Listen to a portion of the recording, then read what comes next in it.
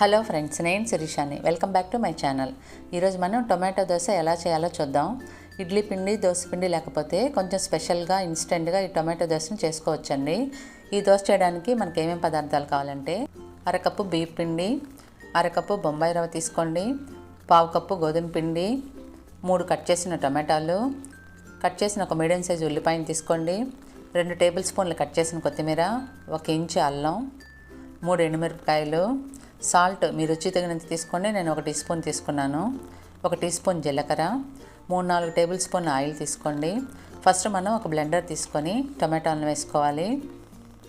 ఎండుమిరపకాయలు, అల్లం వేసి క్లోజ్ చేసి వాటర్ వేసుకోకుండా పేస్ట్లా చేసుకోండి. ఈ విధంగా పేస్ట్లా చేసుకోవాలి. ఈ పేస్ట్ని ఇప్పుడు మనం ఒక బౌల్లో తీసుకుందాం. దానిలో బొంబాయి రవ్వను వేసుకోండి, బియ్యం పిండి, గోధుమ పిండి, ఉల్లిపాయలు, కొత్తిమీర, జీలకర్ర, ఉప్పు మీ రుచికి తగినంత వేసుకోండి. దీనిలో ఇప్పుడు 3 గ్లాసుల నీళ్ళు పోసి బాగా కలిసిపోయేటట్టు అన్నీ మిక్స్ చేయండి.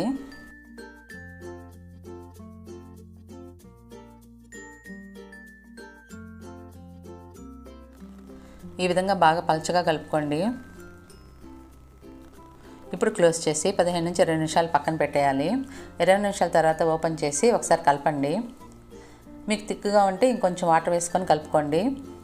మనం రవ్వ దోసుకున్నట్టు పలచగా ఉండాలి పిండి. కలపడం అయిపోయిన తర్వాత దోశ ప్యాన్ని హై ఫ్లేమ్లో వేడి చేసి ఆయిల్ వేసి క్లాత్తో తుడవండి. దోశ పిండిని పలచగా వేడి పెనం మీద ఇలా వేసుకోవాలి.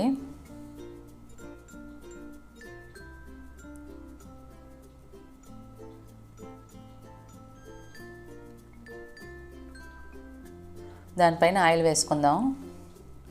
లో ఫ్లేమ్లో పెట్టుకొని 3-4 నిమిషాలు దోశ క్రిస్పీగా గోల్డెన్ కలర్కి వచ్చేంత వరకు కుక్ చేసుకోవాలి. గోల్డెన్ కలర్కి వచ్చిన తర్వాత దోశని ఫోల్డ్ చేసి సర్వింగ్ ప్లేట్లో తీసుకుందాం. ఈ దోశని రెండో సైడ్కి తిప్పొద్దండి.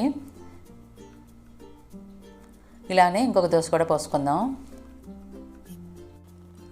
ఆయిల్ వేసి గుడ్డతో తుడిచి దోశపిండి వేసుకోవాలి పలచగా. పైన ఆయిల్ వేసుకుందాం.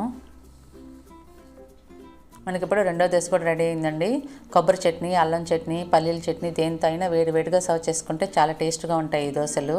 ఈ రెసిపీని మీరు తప్పకుండా ట్రై చేసి ఎలా వచ్చిందో నాకు కామెంట్ సెక్షన్లో రాయండి. ఈ రెసిపీ నచ్చితే లైక్ చేయండి, మీ ఫ్రెండ్స్కి రిలేటివ్స్కి షేర్ చేయండి. నా ఛానల్ని సబ్స్క్రైబ్ చేయడం మర్చిపోకండి. Thank you for watching.